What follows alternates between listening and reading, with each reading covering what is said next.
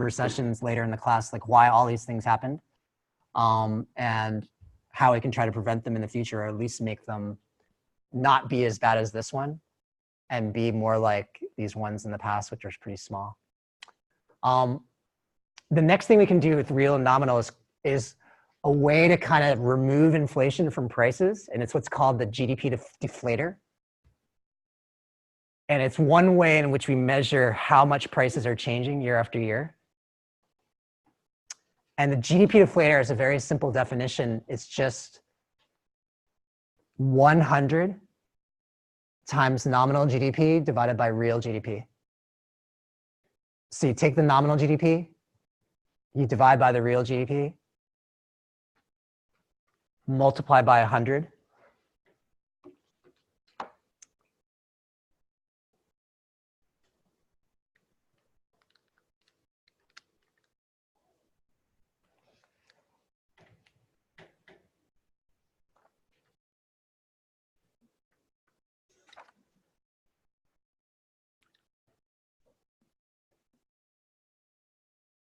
And what you're doing is essentially like, you're kind of creating like an index. So the 100 you can think of as kind of being like 100%. So for example, like if nominal and real are the same, then this is going to be 1. And then 100 times 1 is just going to be 100. So that just means GDP deflator is like 100%. If on the other hand, this one is like 10% bigger than this, then the GDP deflator will be, you know, this will become like 0.1. This will be 100 times 100, 1.1. And 100 times 1.1 is in 110. Then that means prices are 10% higher than they were when it was 100. So that's what we do. And that's why the GDP deflator, we use it to calculate inflation.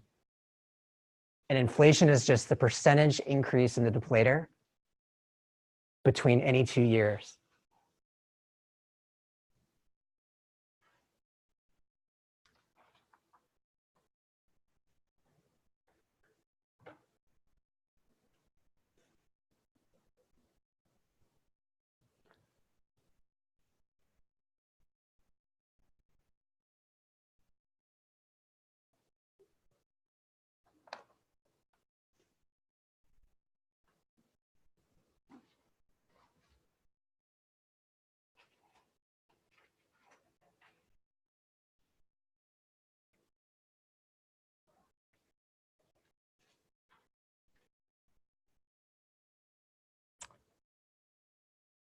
Okay, so how do we do this stuff?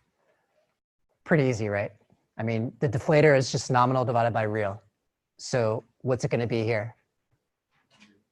100, right? Because it's going to be nominal divided by real. 6,000 divided by 6,000 is 1. 1 times 100 is 100. What's the calculation that you'll do for 2010? You know, you don't have to do it in your head, but like, it would just be 100 times 8,250, right? Divided by 7,200. You put it into your calculator and you get 114.6. For 2011 then, it's just going to be, again, nominal divided by real.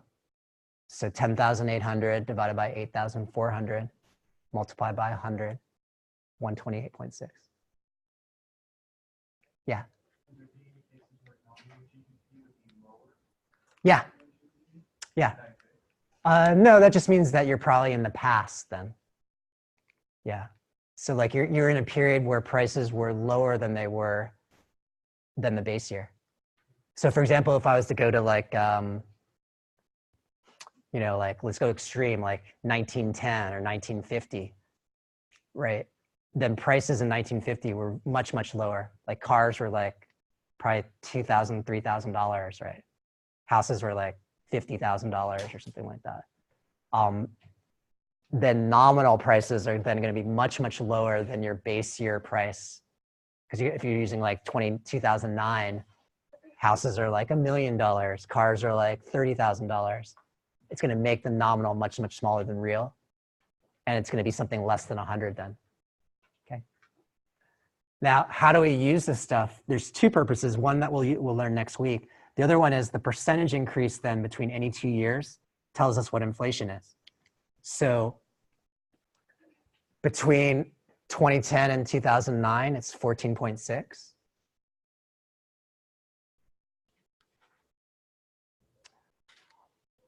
Between 2011 and 2010, it's 12.2. Now note that you might look at this and be like, well, why is it 12.2? Shouldn't it be something else? Like why isn't it 14? It's not 14. Because when we do percentage changes, what do you got to do? You guys know the formula for percentage changes? I'm going to write it down for you just in case. You know, the formula for percentage change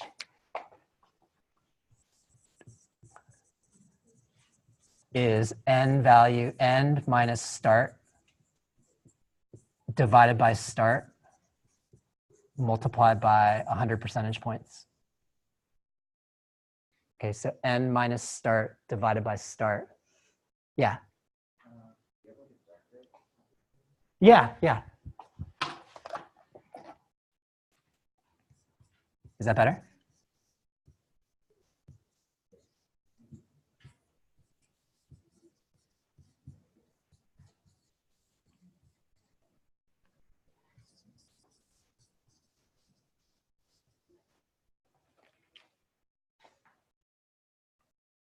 Okay. So the first one, 14.6, only happens to be between 2010 and 2009. It only happens to be the same as, 14.6 minus 100.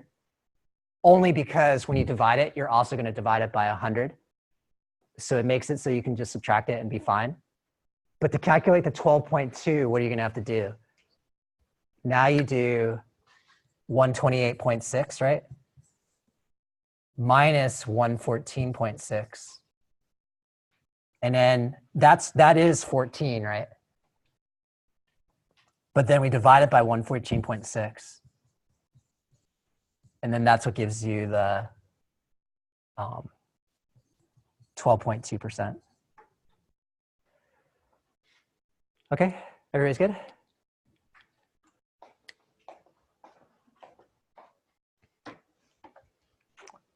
Let's just do another practice problem just to make sure you guys are on board. So for example, let's say that we're talking about generic good A and generic good B. This is prices and quantity. What's the nominal GDP going to be in 2009? Okay, or you don't have to tell me the number, but just tell me what's the calculation that you would do. Yeah, go ahead, Dustin. 30 times 900 plus 100 times 192, right? Okay, everybody see that? Yeah, because there's two things being made, not just one thing. So we got to do how much good A was being produced and how much good B was being produced in 2009. So you get 46,200.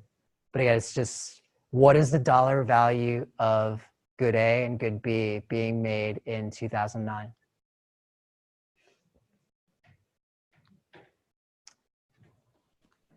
What's the real GDP in 2010? And remember, 2009 is the base year. So what are you going to do now? Yeah. Yeah, because now you freeze prices to always be 2009 prices. So now you go 30 times 1,000, 100 times 200. Okay.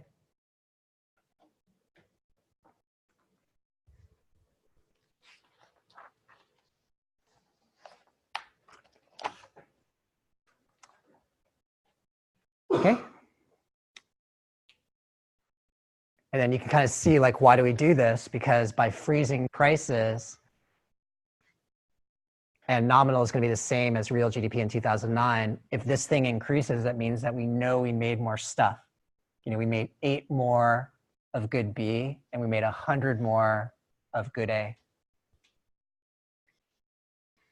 How about calculating GDP deflator? If we want a GDP deflator for 2011, what's the information that we need first? You need nominal in 2011 and then real in 2011. So what is nominal in 2011? Straightforward, right? Just, what do you guys, yeah, go for it, Joe.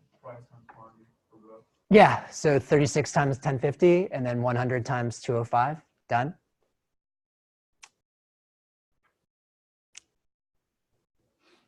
Let me know if I'm going too fast. I feel like, many of you guys seem to get it, but if you don't, if you're not getting it, you have to let me know. Otherwise, I'm just gonna fly through. What's the real GDP? Yeah. Yeah, we freeze prices. So we got 30 times 1050 and then 100.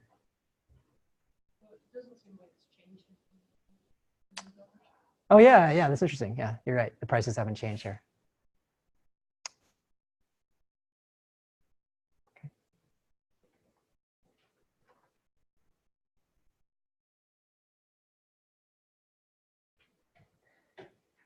Okay, but the key part of real GDP is that we just freeze prices to be base year prices. And then to calculate deflator, it's super easy, right? We just go.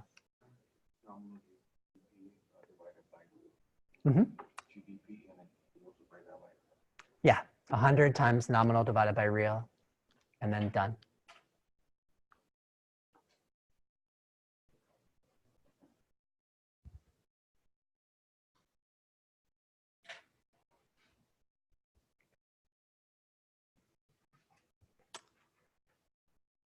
Okay, you guys got any questions on this?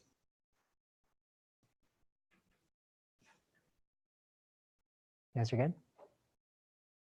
Okay, now, like I told you guys, GDP is sort of a reflection of like how well off our standard of living is. But overall GDP is probably not the right answer